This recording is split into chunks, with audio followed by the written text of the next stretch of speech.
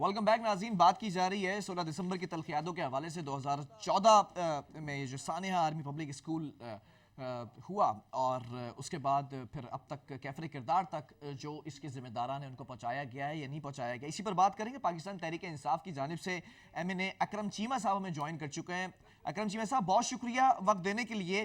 जानना ये चाहूँगा कि 6 साल जो है वो गुजर चुके हैं इस सानहे को, APS वाक़े को। क्या कहेंगे इस पर? जो कैफरे किरदार तक पहुंचाना था जिन जिम्मेदारान को, उनको कैफरे किरदार तक पहुंचाया जा चुका है? बिस्मिल्लाहिर्रहमानिर्रहीम। देखिए, ये जो सानिया 16 दिसंबर है, ये कौम की जो मौजूदा हिस्ट्री है इसके साथ आप इसको लेकर चलें। जी, इसने बहुत बड़ा हमारे मुल्क को सबक दिया और ये इंशाअल्लाह ताला मैं समझता हूँ कि ये सदियों तक ना भुलाया जाने वाला वाकया है और इतना सफाक तरीन वाकया किया गया कि आज, लेकिन दूसरी तरफ आप देखें तो आज जो सम्राट अमन के ये कौम समेटे हुए है, पाकिस्तानी कौम समेटे हुए है, जी, ये उन शुहदा की कुर्बानियों का नतीजा है और उसके बाद होने वाले ऑपरेशन के नताइज हैं। जो ऑपरेशन उस दिन, जिस अज़्म से ऑपरेशन शुरू किया गया जी, और जिस तरीके से दहशतगर्द हमारे मुल्क की रगों में सरायत कर चुके थे, उनका कला कमा किया और इस दौरान जो मुसल्लह अफवाज और कानून नाफिज करने वाले इदारों में, जिसमें पुलिस के शोहदा हैं, FC के शोहदा हैं, रेंजर्स के शोहदा हैं, अफवाज पाकिस्तान के शोहदा हैं, सबकी कुर्बानियों का नतीजा है कि आज हमारा मुल्क, अल्लाह का शुक्र है कि आप कह सकते हैं कि अमन का गहवारा बना। अच्छा। तो जी, ये तो ना भुलाया जाने वाला वाकया है और इसी ने हमारी जो सिमत है उसका तयन किया। नहीं, बिल्कुल सही कह रहे हैं अकरम साहब आप। लेकिन ये सवाल यहाँ पर करना चाहूँगा कि ऑब्वियसली शवाहिद मिलते हैं APS सानेहा, उसकी फंडिंग भारतीय कौंसलेट में भारी मकदार में पैसे दिए गए, तमाम चीज़ें, प्रूफ्स मौजूद हैं, हमारी इंटेलिजेंस जो रिपोर्ट्स बता रही हैं। क्या इस वक्त खान साहब की हुकूमत है ऑब्वियसली, और खान साहब से बड़ी उम्मीदें हैं। मैं भी वाबस्ता था उन उम्मीदों के साथ कि यूनाइटेड नेशन के अंदर इस मुकदमे को लेकर लड़ा जाएगा कि भारत की इन्वॉल्वमेंट थी, नापाक अजाइम थे इन तमाम चीज़ों के पीछे। कश्मीर का मामला हो, APS का वाकया हो या फिर दीगर मामला हो, भारत हमेशा इन्वॉल्व रहता है। तो हम क्या उस मुकदमे को लेकर बेहतरीन तरीके से आगे लड़ रहे हैं? देखिए, मैं समझता हूँ कि पाकिस्तान में वकूफ पजीर होने वाले हर दहशत गर्दाना वाक़े के पीछे हमेशा से भारत का हाथ रहा है। भारत तो इस वक्त हजारों पाकिस्तानियों के नाहक कत्ल का जिम्मेदार है और मैं ये समझता हूँ कि आप मकबूजा कश्मीर के हालात को लेके देख लें कि 70 साल से जो वहाँ पर जुल्म बर्बरियत का बाजार गर्म है और आज आप देख रहे हैं कि कश्मीरी 1.5 साल से जिस लॉकडाउन का शिकार हैं और जिस तरीके से उनको महसूस किया गया है, जिस तरह से इंसानी हकूक की वहाँ पर वायलेशन हो रहे हैं, अभी भी असमत दरी के वाकयात हो रहे हैं। पिछले दिनों आपने देखा कि एक बूढ़े दादा की लाश के ऊपर एक पोता बैठा हुआ था 2.5 साल का।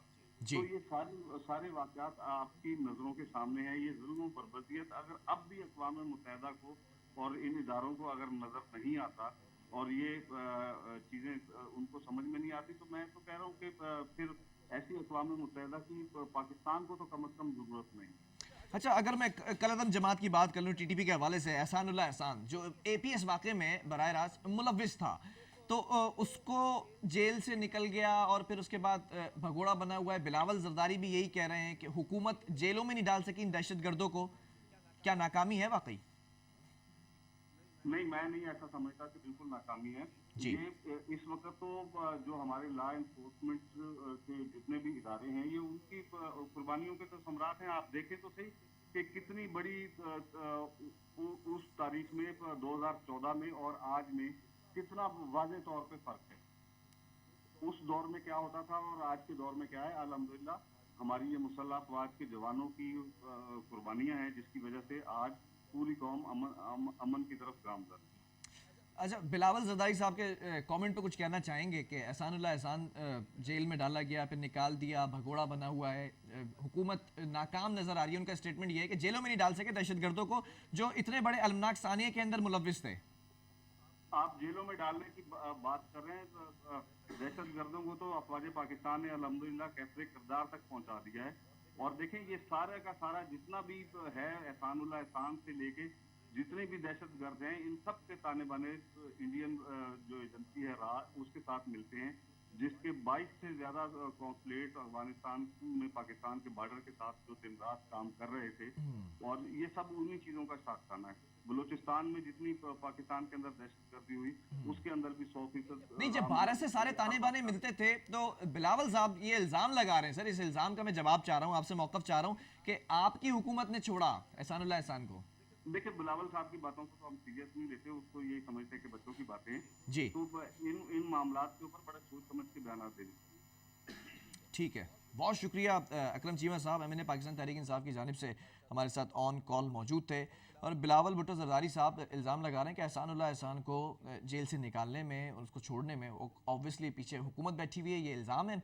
अब इसका जवाब ये दिया कि उनकी बातों को हम सीरियस नहीं लेते हैं। बहरहाल ये जो तमाम चीज़ें हैं, ख़ास तौर पर सानेहा आर्मी पब्लिक स्कूल, ये एक शर्मनाक, एक खौफनाक, एक दर्दनाक, अलमनाक वाक़या है जिसकी तारीख़ में कोई मिसाल नहीं मिलती, पाकिस्तानी तारीख़ में तो बिल्कुल भी नहीं मिलती है।